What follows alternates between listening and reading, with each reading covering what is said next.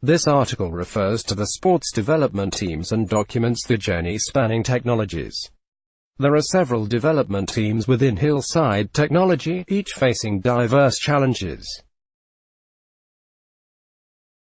What do you do when the tools of your trade are no longer best fit for your changing demands? It's a question that we grapple with a great deal and one that most development teams must face. It's a tactical decision to either continue to work with legacy technology and accumulate the inevitable technical debt, or strike out into the unknown in search of a better way. For us, consistent evolution and innovation has been the proven path to success. For example, in 2012 we could see that our relational database management systems were struggling to scale in order to meet user demand.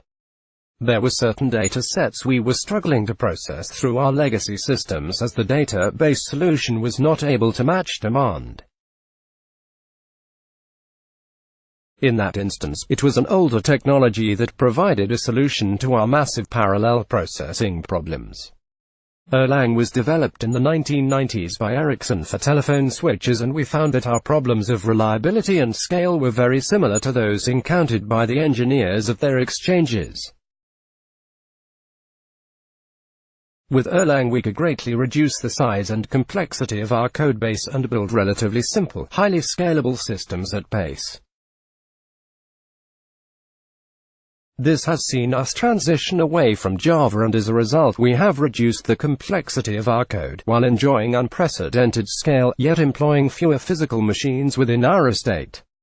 Today in our sports development teams we are experiencing something similar. As we continue to innovate, we've found that we're reaching the limits of our current Windows-based .NET systems. This scenario is highlighted where we need to consistently achieve sub-second latency results. The .NET framework is an excellent set of tools for many jobs. But for sports, which sits at the front line of the business and is subject to the fastest rate of change, languages like C. The Bet365.com site provides a sports betting product with a global reach that offers real-time betting opportunities to over 21 million customers in 19 different languages. At its busiest periods, the site can have concurrency peaks into the high hundreds of thousands of customers, who often want to wager on a small number of high-profile sporting events. Consequently, we face a set of challenges that have driven the diversification of our software choices and the evolution of our development approach. Timeliness for the popular in-play offering. The customer interactions must be in real time. Think of a cricket, tennis or darts match. Data must be accurate for each bowl, rally, or throw. In many cases we will also display a live video stream of the event alongside betting opportunities. Scalability and concurrency. During major sporting events the customer base will be in the hundreds of thousands. On an average Saturday there can be over 300 sporting events, each with hundreds of betting opportunities being traded in real time.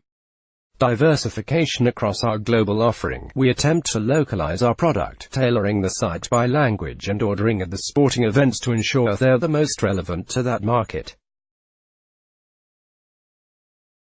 Speed of development. Often our deadlines are set by the sporting calendar. Think the Grand National Horse Race or the Rugby World Cup. These deadlines are set in stone. They are not a moving target. Innovation. There is certainly the ongoing challenge of scale and concurrency as the company continues to grow.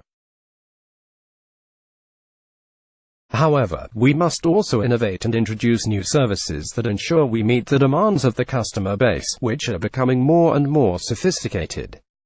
Bet Builder is one such service. Launched last year, it enables customers to create their own unique bets in real time.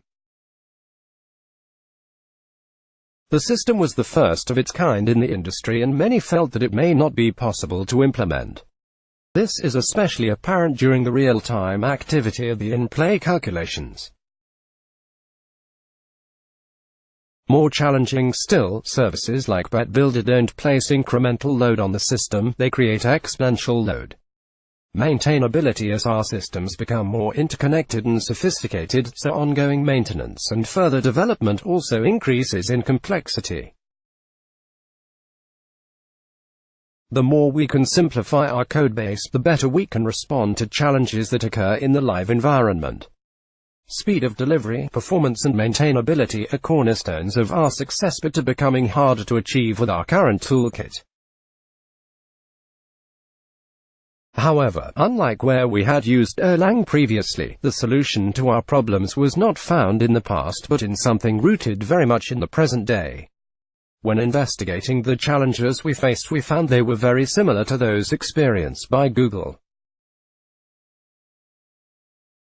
Therefore, it should have come as no surprise that their own language has turned out to be the right solution for the job at hand. Golang is a statically typed, compiled programming language designed at Google, whose syntax is very similar to C-like languages such as C. Its similarity to .NET languages and streamlined syntax makes it easier to pick up and enables us to build applications at pace. It's excellent at transforming data, is faster out of the box than .NET, is more forgiving and performs well at scale on modern multi-CPU architectures. Fundamentally, in Golang you write less code to perform the same function that you would in .NET. It's easier to write, debug, merge and maintain. This is essential. Our systems are made up of a multiplicity of different interconnected technologies and systems that must all communicate together and work in harmony. Any change to the system infrastructure can cause issues, and it's not unusual that new services behave very differently when live than they did in testing.